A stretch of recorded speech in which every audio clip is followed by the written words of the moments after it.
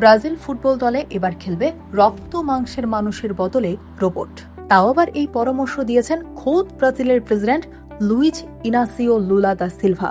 নরওয়ের কাছে হেরে বিশ্বকাপ থেকে ব্রাজিলের বিদায়ের পর ফুটবলারদের আচরণে এতটাই ক্ষুব্ধ প্রেসিডেন্ট যে তিনি সরাসরি কোচ কার্লো আনচেলত্তিকে বার্তা পাঠিয়েছেন এই রোবটকে দলে নেওয়ার জন্য। কেন ফুটবলারদের উপরে এতটা চটেছেন দেশের প্রধান, চলুন জেনে নেওয়া যাক পুরো ঘটনা।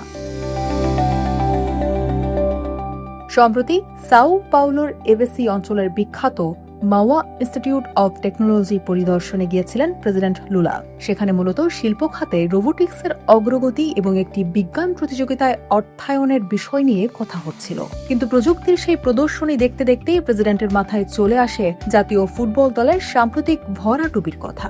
সেখানে একটি উন্নত প্রযুক্তির রোবট দেখে লুলা রীতিমতো মুগ্ধ হন এবং রসিকতার ছলে ব্রাজিল দলের বর্তমান করুণ দশাকে খোঁচা মারেন। তিনি মজা করে বলেন, সেখানে তৈরি করা রোবটটি বেশ আগ্রাসী। এটি দেখতে অনেকটা কিলিয়ান এমবাপ্পে কিংবা আর্লিং হালান্ডের মতো ফুটবল খেলে এবং বলকে অনেক উঁচুতে নিখুঁতভাবে পাঠিয়ে দিতে পারবে। এই রোবট দেখেই তিনি কোচ আনচেলত্তিকে বার্তা পাঠান যে ব্রাজিলের যদি বিশ্বকাপ জিততে হয় তবে যেন এই রোবটটিকে দলে চুক্তিবদ্ধ করা হয়।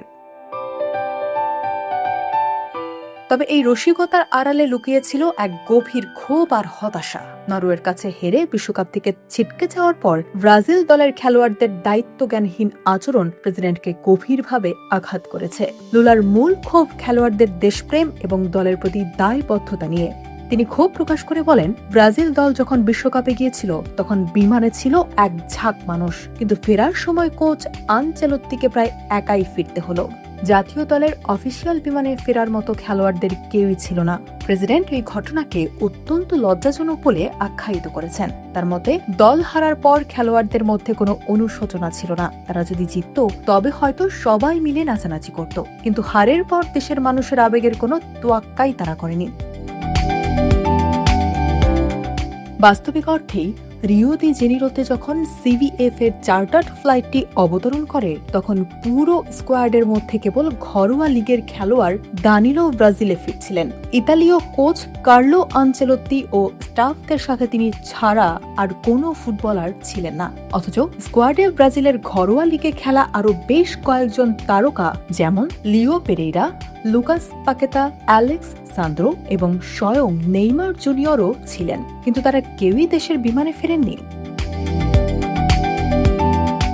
টিভি গ্লোবোর তথ্য অনুযায়ী খেলোয়াড়দের এই বিমানে ফেরা বাধ্যতামূলক ছিল না। তাই পরাজয়ের পর বাকি সদস্যরা ছুটি কাটাতে বা নিজ নিজ ক্লাবে যোগ দিতে সরাসরি মার্কিন যুক্তরাষ্ট্র থেকেই বিভিন্ন দেশের গন্তব্যে ছড়িয়ে পড়েন। আর ফুটবলারদের এই পেশাদারী উদাসীনতাকেই দেশের প্রতি অসম্মান হিসেবে দেখছেন ফুটবল প্রেমী প্রেসিডেন্ট লুলা। ফুটবলারদের মাঠের পারফরমেন্স আর মাঠের বাইরের এই আচরণ কি আসলেই ব্রাজিলের ফুটবল ঐতিহ্যের সাথে যায়? প্রেসিডেন্ট লুলার এই ক্ষোভ কি যৌক্তিক? আপনাদের কি মনে হয়? কমেন্ট করে জানান।